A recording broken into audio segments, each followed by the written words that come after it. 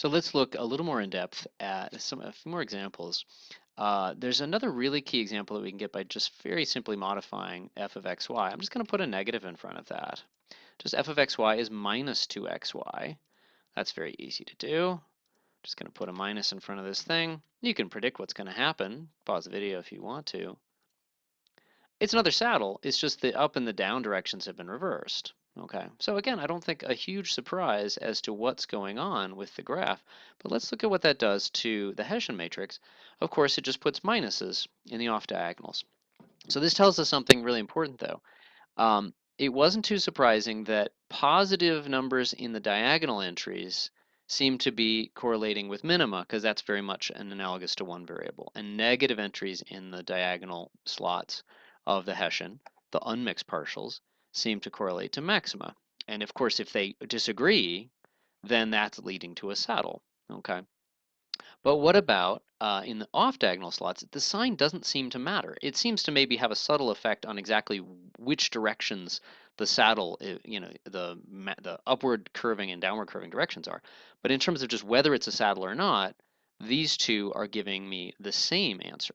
Okay, so we need a test. The only plausible test would be something that takes two positive numbers here and two zeros and gives min, negative numbers gives max, disagreement here, any kind of disagreement at all. If this was like 3 and minus 1, it would still be a saddle. Any kind of disagreement here tends to create saddle behavior. And then it seems like anything at all in the off diagonal seems to create saddle behavior. Now, we need to now do at least one example, and I'm going to show you an animated family of examples where we have a mixture. How do these things combine?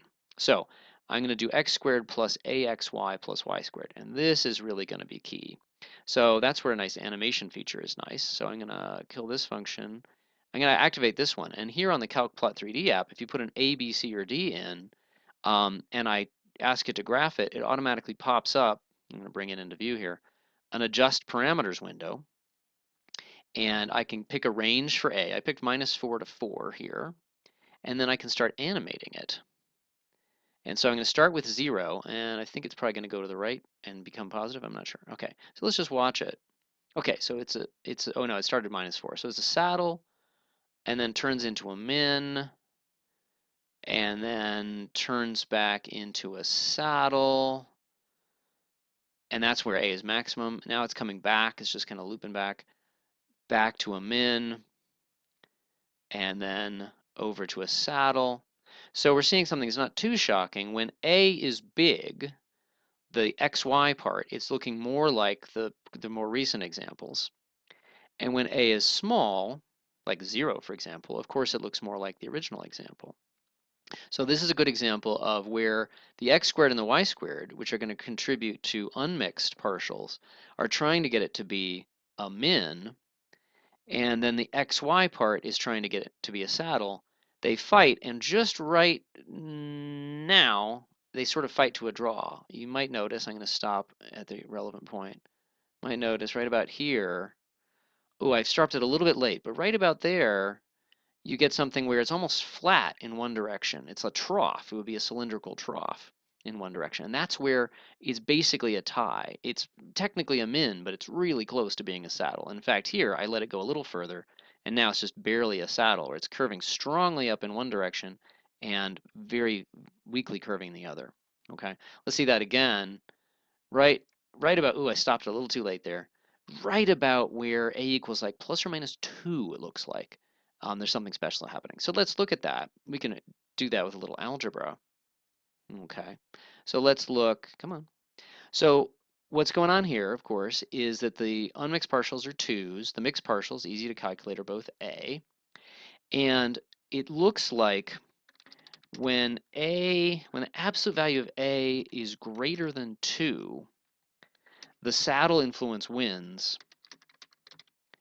And when the absolute value of A is less than 2, we get a min. And it looks like when the absolute value of A equals 2, it's kind of a tie.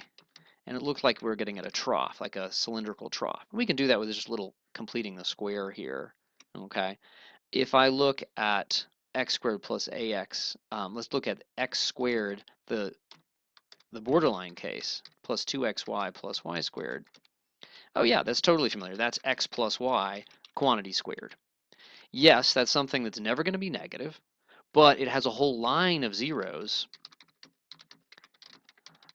along y equals minus x. So that is really a trough. It's a sort of a diagonally cylindrical trough. And you know what? I can accommodate both examples just by putting a plus or minus here. Oh, okay. So this is where this is 0 along y equals minus plus x. Where's the minus plus? There we go. Okay. So let's just look at that one more time. That's the key borderline case, like here. And I'm just going to go ahead and change it. If that's exactly 2, indeed, you get a trough. And if it's exactly a minus 2, you get a trough going the other way. Okay, so that's a really good one to focus on because that's where the influences are tied.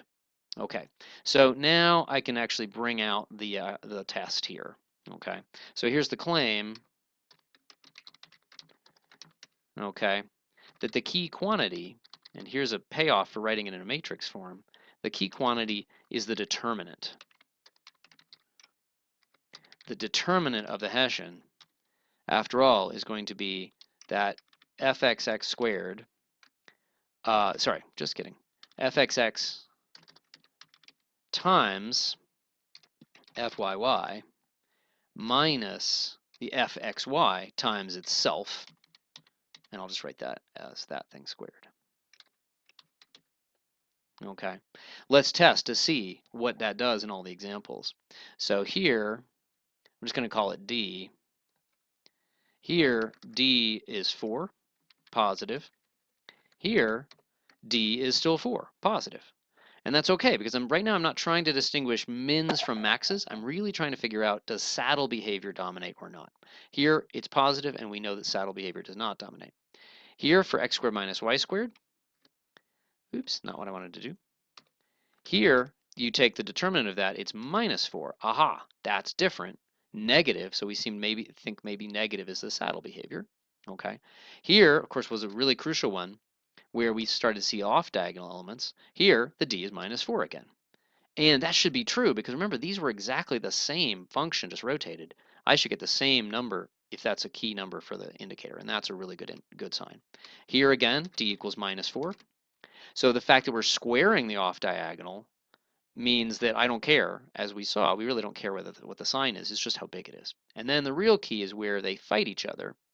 Okay, here the determinant is 4 minus a squared, and guess what? When absolute value of a is greater than 2, that's exactly when d is less than 0. When a absolute value is less than 2, that's exactly when that d quantity is greater than 0.